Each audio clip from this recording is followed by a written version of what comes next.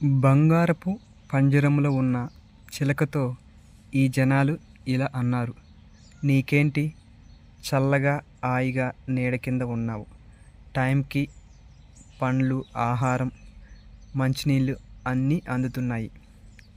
కానీ ఆ చిలక ఇలా సమాధానం చెప్పింది: నాకు సమయానికి తిండి, మంచి నిద్ర, తాగడానికి నీళ్ళు అన్నీ ఉన్నాయి.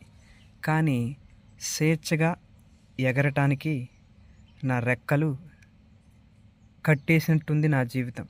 చూడటానికి నేను బాగానే ఉన్నా, కానీ నిజమైన స్వేచ్ఛ లేని జీవితం నరకంలా ఉంది.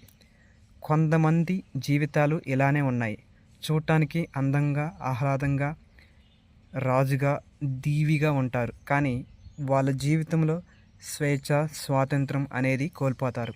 అలాంటి జీవితం వారికి అన్నీ ఉన్న నరకంలా ఉంటుంది.